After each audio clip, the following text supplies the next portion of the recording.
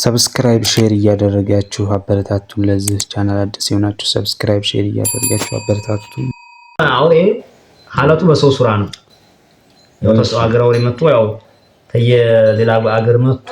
ሰው ጋር ተቀላቅሎ እየኖረ ነው። ነገር ግን ሐለቱ እንደ ነብር ነው። ያው የነብር ስዕል ነው ያለው ነብር ነገር ነውና እያረሰ እየኖረ ባለበት ሰዓት መቼም ያው በየዳዳሩ ምናምን ሰው ሲያከፍት ዳዳሪያ እንደሚያስበሉብን የለም ያስበሉበት እነዛን እረኛ የከብት እረኛ አይናቸውን እያወለቀ ይገልጥባቸው ገባ ይህዝቡ ከዛ ይገልጥባቸው እንግዲህ ይህን ሰው እንደኔና እንግዲህ ብዙ እረኛ ገደለብን ልጆቻችንን ገደሉ ገበሬም እየገደለብን ነው ያትም አይን ነው የሚያወልቀው እንደ ነበር አይን ያወልቃል ይገላል የሚመጣ ይገላል እሺ ከዛ እንግዲህ ተባለና አዴን ህዝብ ከተት ባዋጅ ብሎ አዴን ያዙ ሲያዲኑ አዴን ተያዘ እያሯሯጡት ባለበት ሰዓት አንድ ሆኖ ትልቅ ሸፍ የዘራ አማዲያ ይዘው ቁጭ ብለዋል ገበሬ ያሰለፈው እያሰራሱ ነው እና ቡልኮም ለብሰዋል የዱሮ ቡልኮ አለ አይደል ጋር ትልቁ አዎ እሱ አራባ አይነት ሩሄን አስጥሉኝ ሩግ ትበላኛለህ አራ አልበላሁም ግድ የለም አልበላሁም አስጥሉኝና በዛ በጋቢ ጥቅልል አድርገው እነዛ ዲያኙ ህዝቡ ሲመጣ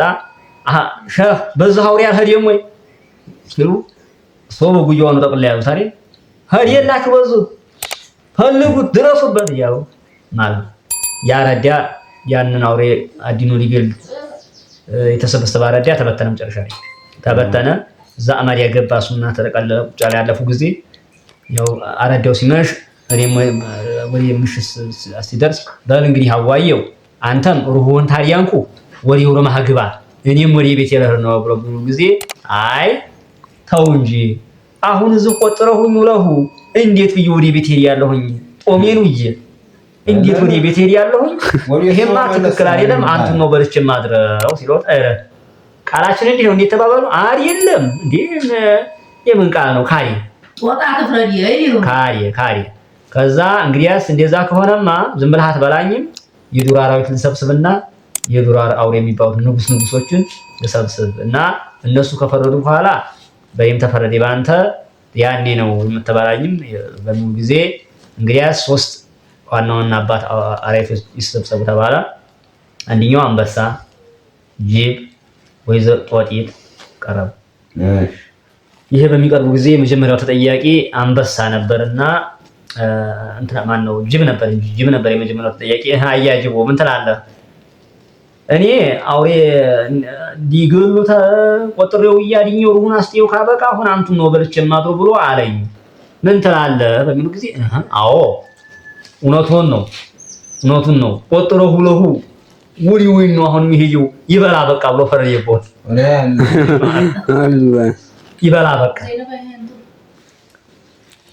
ይበላ በቃ አዎ አንቱ ስለዚህ አንቱ ነው በልቶ ማደር ያለበት እውነቱን ነው ቆጥረው ሁለሁ ውሪው ሊሄድ ነው ስለዚህ ይበላ በቃ ብሎ ፈረደ ሃያ አንበሳ አንተስ ምን ትላለህ እኔም ይሄን ሐሳብ ነው የማጠርቀው አዲኑ እንኳን ነው እንዲይበላ አንገው አቅማሪ ያቆጠረው ሁለህ ይሄን ሐሳብ ነው የማጠርቀው ይበላ በቃ እኔም ይሄን ነው የማጠርቀው አለ እንግዲህ ሶስተኛው ወገን ላይ ወይዘሮ ጦጢት ላይ ደረሰ ሃያስ ወይዘሮ ጦጢት አንቺስ ምን ትያለሽ አሏት አይ እኔማ ተደረሰ እጅሪት ያው መላከሷ ያሳል ማለት እኔ ዘንዲያማ ተደረሰ አለች አዎ በሉ ፍርዲያችንም እዛ አይደለም አለች ጣጋን በላለች ወይ ግዲው ጅጓላ ወዲ መጀመሪያ እዚህ ነው ምን ሆነ አለችና ዝጉ አቅማዲያ ቆጥሮ ቁማችና መጀመሪያ አንቱ አሁን እንግዲህ ለሽማግሌ እንዲያመቸን ፍርድ ለመስጠት እንዲያመቸን አንቱ አቅማዲያ ቆጥሬው ሊበላኝ ይሄን ነው ማለት ውሸት በሉ አንተም አቅማዲያ ተቆጥሬው ያለሁኝ ማለት ውሸት በልሃያው ለሽማግሌ ፍርድ ለመስጠት እንዲያመቸን ዘንድ እስቲ አሁን ተቆጠርና እንዴት እንዲሆነ እስቲ ተቆጠር አለችው የዚህ ጊዜ ደጋ ተቆጠረ ታዲያ እሷ አባ ታዲያ አድርግ አጥበቅ ታጠበቀ በኋላ አባ ጥብቅ አድርገህ ትሰበኝ በኋላ ኧረ አቅመሪዬ አባ ጅርን ታሰንቅ ነው እሩን ያዲያነቸው ጊዜ አቅማሪያ ይወር ዛሬ አላህ አባ ጅርን ታሰንቅ ነው ማለት እዛው ገሪየል ነቀቀኝ ገሪየል ነጊ ነገ ጤብ ብራሷ መዛፋ በይ እንግዲህ ልጅ ስተሌጅ ሸበቷል ያርግሽ አዲነሽኛል ሩሄን አዲነሽኛል ልጅ ስተሌጅ ሸበቷል ያርግሽ ብላ በዛ የተነሳ ያርገውላ አሁን ድረስ እንትና ከለሯ እንትን ነው ጥቁር ነበረች ይባላል። አዎ ታምራለች ነው አሁን ላይ የጫጉማ የሆነችው የዛ ሸህዮ መርቋ ነው ሩሆን አዲን አስተላዋት ነው። ጦጣ እኮ በዋዛም አትገኝም ሲጀመር ንግዴል ብትባል የተለቅ ሰው ምርቃን ነው ይባል ነበር ወላሂ